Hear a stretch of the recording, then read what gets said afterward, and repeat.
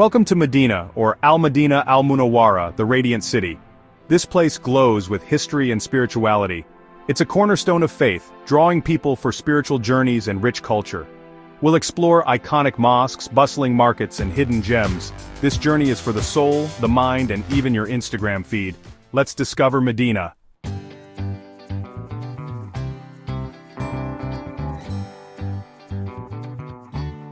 Okay, first stop, and it's a big one. We're talking about Masjid an-Nabawi, the Prophet's Mosque. This isn't just a mosque, it's the mosque, the second holiest site in Islam. Imagine the history soaked into these walls, the prayers that have echoed through its halls for centuries. It's a sanctuary, a beacon, a place where millions come to feel a sense of peace. It's truly breathtaking. The spiritual energy here is palpable, uniting people from every corner of the globe. It's a powerful reminder of unity and humility, all under one incredibly expansive and beautiful roof.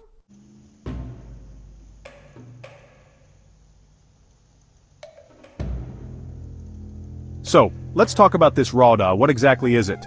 The Rawda, or Ar-Rawda Ash-Sharifa, is a sacred area between the tomb of Prophet Muhammad and his original pulpit. The Prophet said, "Between my house and my pulpit lies a garden from the gardens of paradise." People travel across oceans to pray here, seeking spiritual elevation. The feeling of stepping onto the green carpet is overwhelming, a deeply personal and transformative moment.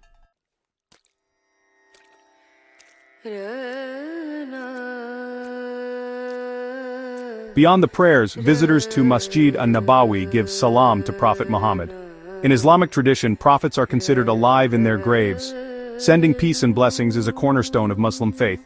It's an expression of love, respect, and gratitude. Next to the Prophet's grave are Abu Bakr and Umar's graves. Visitors extend their salams to these revered figures. It's a deeply moving experience, a moment of connection that transcends time.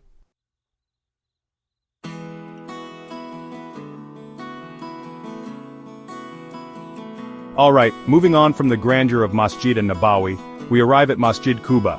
This is the first mosque ever built in Islam, established by Prophet Muhammad upon his arrival in Medina. He visited it regularly, offering 2 rakas of prayer. Praying here is said to be as rewarding as performing Umrah. Today it stands as a serene white structure, a beacon on the outskirts of Medina.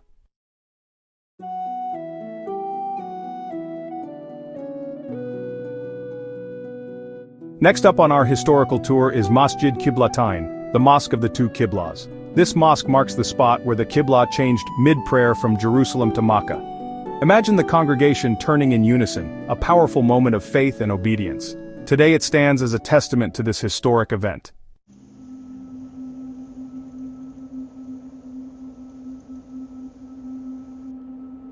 Alright, our next stop takes us to a place of solemn reflection, the site of the Battle of Uhud.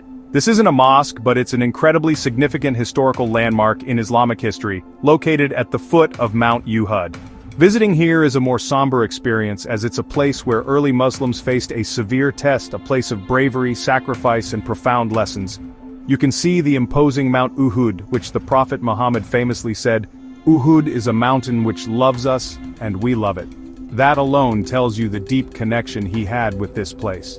The Battle of Uhud took place in the 3rd year after Hijrah, the Prophet's migration to Medina, and was a challenging moment for the nascent Muslim community. While they had seen victory before, Uhud brought losses and hardships, including the martyrdom of many beloved companions. One of the most prominent figures lost was Hamza ibn Abd al-Muttalib, R.A., the Prophet's uncle, known as the Lion of Allah for his courage. Visiting the site, you can see the graveyard where these martyrs, including Hamza, R.A., are buried. It's a place to pay respects and remember their immense sacrifices for their faith. Walking around the area, with Mount Uhud looming nearby, you can't help but try to imagine the events that unfolded here centuries ago. The dust, the sounds of battle, the courage of those who fought, and the sorrow of the losses. It's a poignant reminder of the struggles faced by the early Muslims to establish their community and defend their faith. It wasn't an easy path.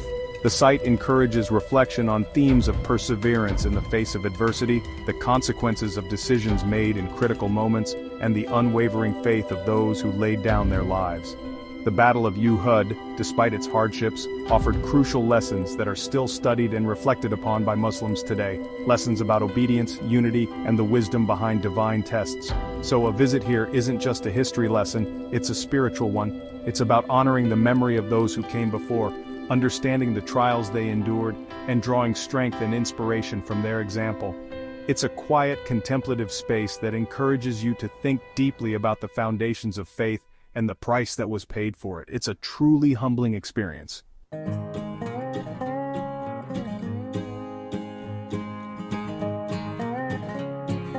Alright, so you've had your deeply spiritual moments, you've connected, you've reflected.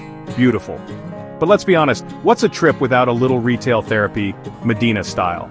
And folks, when we talk shopping in Medina, we need to start with the dates market. This is a vibrant, bustling hub of tradition. A place literally buzzing with energy and, well, bees probably because dates are sweet.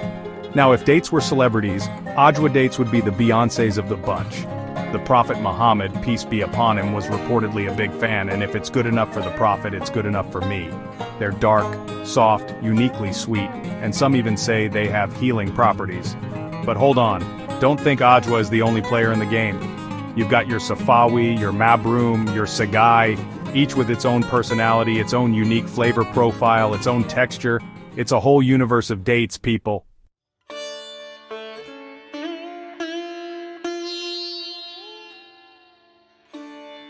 Okay, so you've successfully navigated the sticky, sweet world of the dates market. But wait, there's more. Near the Prophet's mosque, you'll find Islamic books, prayer beads, and traditional perfumes. Shelves of scholarly texts and children's stories. Beautiful prayer beads in various materials. And oh, the perfumes. Traditional concentrated alcohol-free oils. Rich oud, delicate rose, mystical amber. In Medina, faith and daily life are beautifully intertwined. It's shopping with a higher purpose.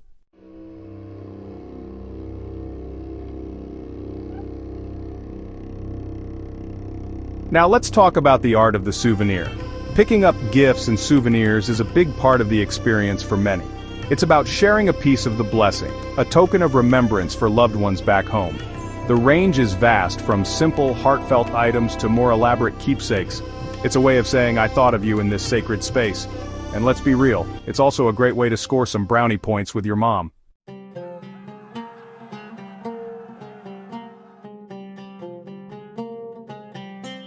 After all that walking, praying, and soul-searching, a pilgrim's gotta eat, right?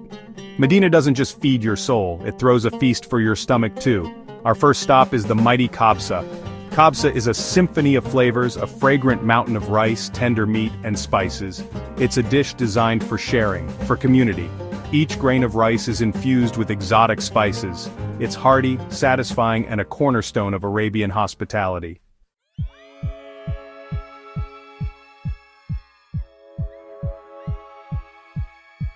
Sometimes you need something quick, delicious, and wallet-friendly. Medina's street food scene shines with shawarma and falafel. Shawarma marinated meat, roasted to perfection, wrapped with garlic sauce and pickles. Falafel crispy, golden brown fritters, served in pita with tahini and fresh veggies.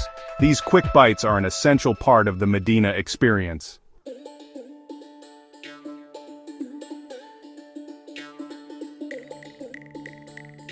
Medina, being a city that welcomes millions of pilgrims from every corner of the globe, isn't just a hub for Arabian cuisine. Oh no, it's a full-blown international food festival, a testament to its multicultural fabric. Think about it. People from Indonesia, Pakistan, India, Turkey, Nigeria, Europe, America, they all come here, and they all get hungry. So naturally, the food scene has evolved to cater to this incredible diversity. It's like the United Nations, but with way better food and fewer diplomatic incidents, probably. You'll find a fantastic array of Pakistani and Indian restaurants, serving up all the classics that many South Asian pilgrims and food lovers in general crave. We're talking fragrant biryanis, rich curries like chicken korma or mutton karahi, fluffy naan bread straight from the tandoor, and spicy kebabs. For many, this is comfort food, a taste of home in a holy land. It's amazing how a familiar spice or a well-loved dish can make you feel grounded and connected, even when you're thousands of miles away from your own kitchen. These restaurants are often bustling, filled with families sharing large meals and lively conversation. Then there's the Turkish influence, a nod to historical connections and a shared culinary heritage. You can find delicious Turkish kebabs, Adana, Urfa, Iskender, grilled to perfection and served with traditional accompaniments. And don't forget the sweets. Baklava, with its layers of flaky pastry, nuts and sweet syrup, is a must-try.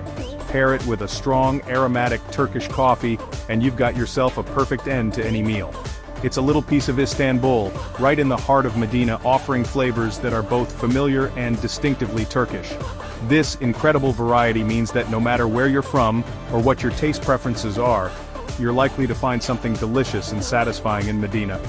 It's a beautiful reflection of the city's role as a global spiritual destination. Food in this context becomes more than just sustenance. It's another way people connect, share their cultures, and celebrate their common humanity. So, while you're nourishing your soul in Medina, make sure to take your taste buds on a global adventure too. It's all part of the rich, multifaceted experience this blessed city has to offer.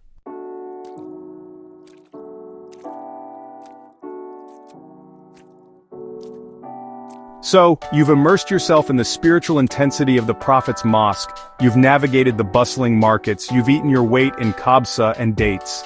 What now? Sometimes, even on a spiritual journey, you need a moment to breathe, to connect with nature, to find a bit of quiet. First up on our tour of tranquility is Wadi-e-Akik. This isn't just any valley, it's got history, it's got vibes, which is probably a good thing in this context. It's considered a blessed valley. It runs along the western side of Medina. Picture this: groves of palm trees providing shade, a sense of openness that contrasts with the densely packed city center. It's a place where you can feel a different kind of peace. Imagine taking a slow walk here. The sounds of the city recede, replaced by the chirping of birds for just being present in the moment. Some historical accounts mention that the Prophet Muhammad, peace be upon him, that adds another layer of depth to the experience, doesn't it? Its beauty lies in its simplicity, its natural state, lost in thought or reading, the very earth of this blessed region. But also under the open sky, a green lung for a city of profound faith, offering a different kind of nourishment for the soul.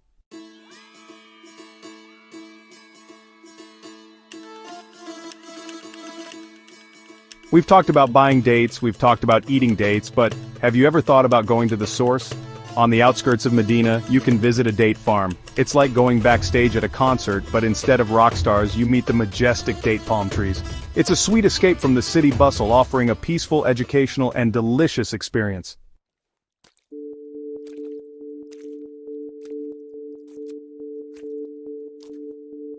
While Wadi-e-Akik and the date farms are well-known natural retreats, Medina also has its smaller, perhaps less celebrated green pockets and peaceful spots that are worth seeking out. Think of them as little oases of calm sprinkled throughout the city, offering a moment's respite when you need it most. These might be small, manicured parks, quiet courtyards, or even just a few benches under a shady tree near a less crowded area. They are the city's quiet corners, its little secrets for those willing to explore a bit beyond the main attractions. These spaces are incredibly important, especially in a city that hosts so many visitors. They provide a place for families with children to let off some steam, for the elderly to rest their feet, or for anyone to just sit for a few minutes, gather their thoughts, and enjoy a bit of tranquility. It's in these simple, everyday spots that you often get a real feel for the local life. Watching people go about their day, finding their own moments of peace amidst their routines. It's a reminder that even in a city focused on the sacred, the rhythms of normal life continue. Discovering these little havens can be part of the adventure. Maybe it's a beautifully landscaped area around a government building, or a surprisingly green median strip with a place to sit. These spots offer a different perspective on Medina, showcasing its efforts to be a livable, pleasant city for its residents and visitors alike. They demonstrate a balance between its ancient spiritual core and its contemporary urban development. Finding a quiet bench under a blooming bougainvillea can be just as refreshing as a grand vista. Sometimes even more so because it feels like your own personal discovery. So while you're on your spiritual journey, keep an eye out for these unassuming pockets of peace. They might not be in the guidebooks, they might not have historical plaques, but they offer their own kind of solace. They teach us that tranquility isn't always found in the grand and famous places, but can often be discovered in the small, the simple, the overlooked. Taking a moment in one of these spots can recharge your batteries, allowing you to return to your prayers and explorations with renewed energy and a peaceful heart.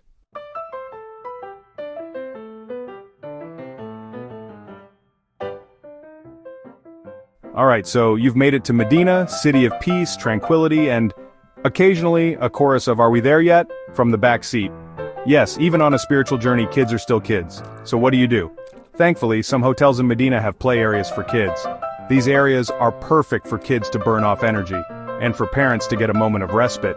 It's a win-win, really. If the hotel doesn't have a play area, try a walk near Masjid an-Nabawi. The cooler evening breeze and serene atmosphere are perfect for a family stroll. It's in these simple moments that the best memories are made.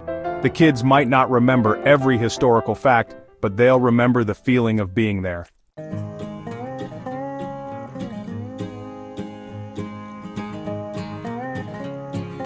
Looking for a fun, educational outing? Enter the Medina Museum. It's a gamble. Sometimes it's closed. But when open, it's a treasure trove of interactive history. Imagine kids in period costumes, touchscreen maps, and holographic battles. It's about making history engaging for the TikTok generation. A visit here can deepen your family's connection to Medina. And if the kids learn something, parenting jackpot.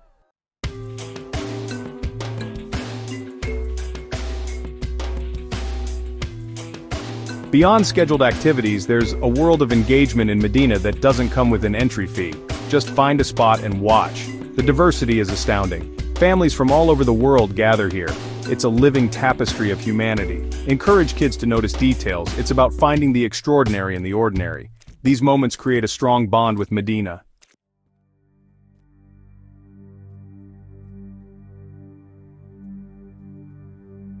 Now let's talk about one of the core reasons many people make this journey to Medina worship. Praying all 5 daily salah in Masjid an-Nabawi is a commitment. Imagine the adhan echoing across the mosque, calling millions to prayer for centuries. Standing shoulder to shoulder, all facing the same direction, performing the same actions, connected by faith. It's a spiritual marathon, not a sprint. The shared ritual transcends words. It's a testament to the organizing power of faith. A spiritual goal worth pursuing.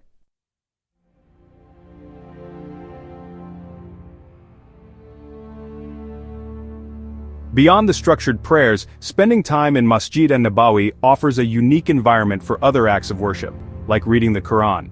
Now you can read the Quran anywhere, of course, but there's something about being in this specific blessed space that adds another layer to the experience. Maybe it's the collective energy of thousands of others also engaged in devotion, or perhaps it's the knowledge that these verses were lived and taught right here. It's like reading a composer's biography while sitting in the concert hall where their masterpieces were first performed. It just hits different, you know? You'll see people from all walks of life, young and old, sitting quietly, immersed in the sacred text.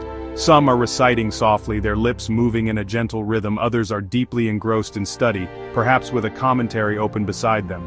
It's a beautiful sight, a testament to the enduring power of these words.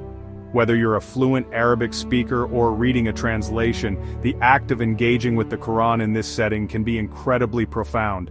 It's an opportunity to seek guidance, to find comfort, and to feel a connection to the divine message in a very tangible way. Then there's the act of making dua, or supplication. This is your personal conversation with God. It's where you pour out your heart, your hopes, your fears, your gratitude, and what a place to do it. In Masjid an-Nabawi, surrounded by history and holiness, your du'as can feel particularly potent. It's not that God hears you better here, of course, He hears you everywhere, but perhaps you feel more attuned, more focused, more open to that divine connection. It's a space that encourages introspection and heartfelt communication. You can make dua for yourself, for your family, for your community, for humanity. There are no prescribed scripts you have to follow for your personal supplications. It's about sincerity and speaking from the heart. The quiet moments spent in dua, perhaps after a prayer or while sitting in reflection, can be some of the most spiritually uplifting experiences of your visit. It's a reminder that amidst the grandeur of the mosque and the throngs of people, your individual relationship with the Creator is cherished and important. It's your direct line, and in Medina the reception feels crystal clear.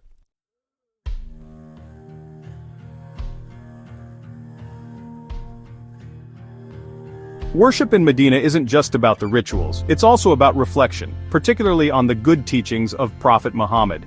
This city was his home, the place where he established a community based on principles of justice, compassion, and faith. So, as you walk these streets, as you pray in his mosque, it's a perfect opportunity to think deeply about the legacy he left behind. What were those core teachings? Love for one's neighbor, honesty in dealings, care for the poor and orphaned, seeking knowledge, patience in adversity.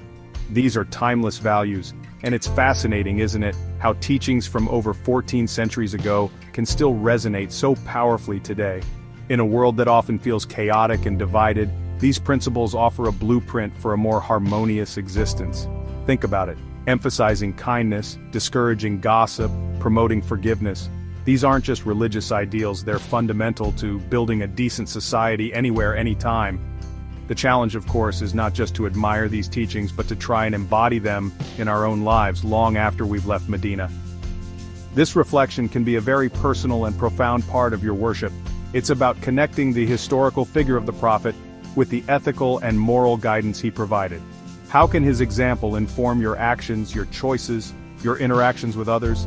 It's an ongoing dialogue, a continuous learning process. It's about understanding that the message was not just for his time, but for all times. And being in Medina, the very heart of where that message took root and flourished, provides a unique clarity and impetus for that reflection. Ultimately, the time spent in worship in Medina, whether it's prayer, reading Quran, making dua, or reflecting on the Prophet's teachings, is about nurturing your spiritual core. It's about strengthening your connection to Allah, deepening your understanding of your faith, and seeking to become a better version of yourself. It's not just a checklist of religious duties, it's an invitation to a transformative experience. It's an opportunity to recharge your spiritual batteries, to find peace, and to carry a piece of Medina's serenity and wisdom back home with you. That's the true souvenir.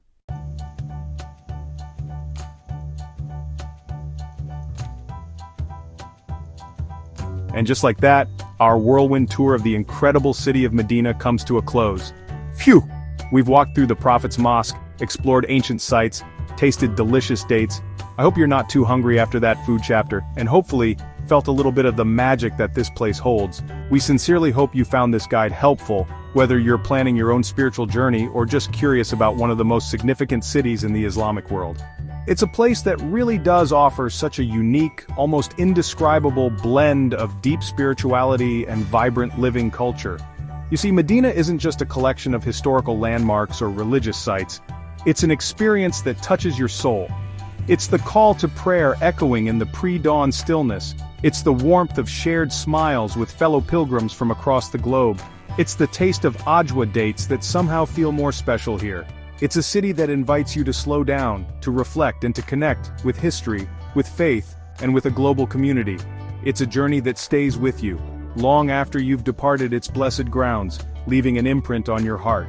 So, if you enjoyed this little virtual pilgrimage and found our tips useful, you know the drill.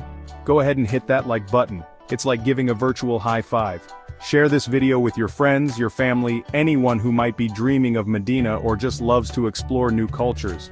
And of course, if you haven't already, please do subscribe to the channel for more travel guides, tips, and hopefully more adventures that enlighten and entertain. We've got plenty more places to show you and stories to tell, so stick around. Finally, from all of us here, a massive thank you for watching. We appreciate you spending your valuable time with us, exploring the wonders of Medina. We hope it's inspired you, informed you, and maybe even made you smile once or twice. Until next time, travel safe, explore with an open heart, and may your journeys always be filled with discovery and peace. Take care everybody, and assalamu alaikum.